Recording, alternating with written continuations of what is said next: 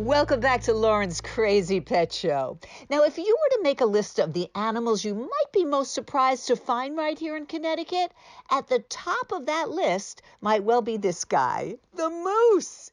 And in fact, moose are fairly scarce in Connecticut, but they can be found.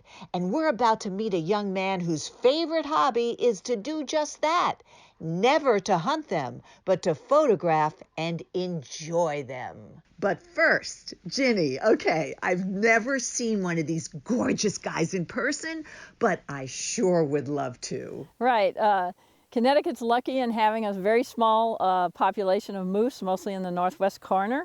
And they are very large animals. They can weigh up to 1,400 pounds, the bull moose, and the female moose weigh from around 700 to 900 pounds. Their shoulders can be almost 6 foot high. So obviously, if you're driving in moose country, you want to go slowly because moose car strikes can be awful fatal. They are the largest member of the deer family. Their heart-shaped tracks can be up to 6 inches long. They have to eat around 40 to 50 pounds of food a day. They like to browse on small bushes, and they also will rub and eat bark on trees when food is scarce. So this is pretty much prime habitat because we have a marsh behind us. Our moose population, which is just probably under 100 right now, is dwindling a little because of climate change. They really require cooler temperatures, but they're pretty cool. So I want to introduce you to who we call up here in Barkhamsted, the Moose Man. Hi, I'm Jacob, and yes, they do call me the Moose Man. I've been tracking moose in Connecticut for a couple of years now. Actually, about 8 years now. I've seen almost high 30s into the 40s out of all those years. I've also found plenty of skulls, antlers on all my expeditions I've done, and I have a huge passion for it. I wish we could see one today. Do they make a lot of noise? Like if one was coming up here, would we be able to hear it? Most likely, yes. They do sound like a freight train running through the woods. Like with deer will hop when they're running. Moose, it's just...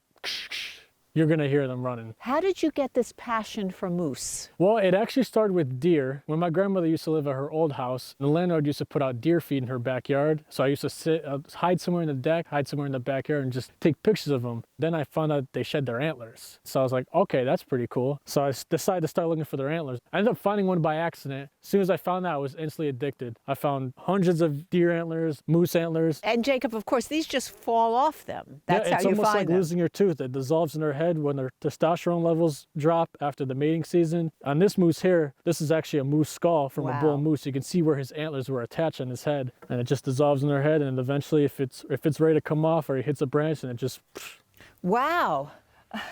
These are really heavy. They sure are. That one's about 10 pounds if I'm not mistaken. Wow. So it's only the males that have it? Only the males, yep. Do they grow back? They grow back every year and they get bigger every year. You'll tell by the base. The older the moose gets, the bigger the base gets. So it starts off small, and the older the moose is, the wider the base gets. Oh, cool. So Jacob, you just found that skull in the woods? This skull, yes. The bottom jawbone actually doesn't belong to this specific moose. This jawbone was actually given to me by someone that works for the DEP. So you can see it's been cleaned out, it's been bleached.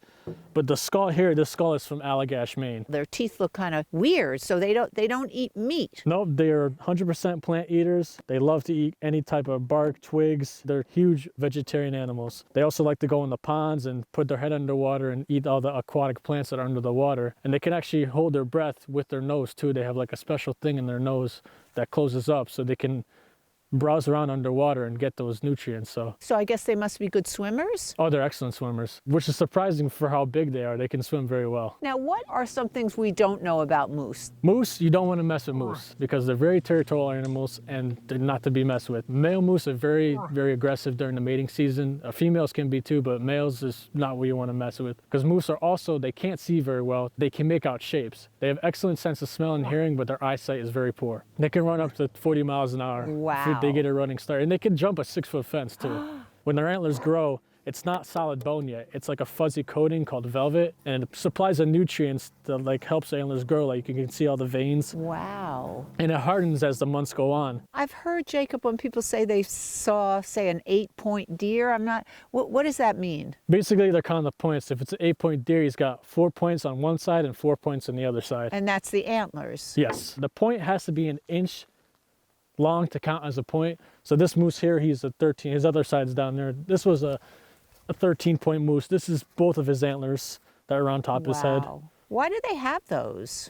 They use these to spar. It's also for dominance too, and it's extra protection too. I love the fact that this kind of started as a passion for you, and you continue to do it today. A lot of people find it, when I first tell people like what I do for fun, they're like, never heard that before. And I'm like, I get that a lot, but I could be doing worse things with my free time. That's what I always tell my mom.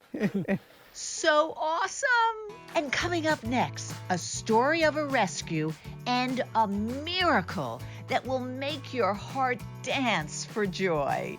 Stay tuned.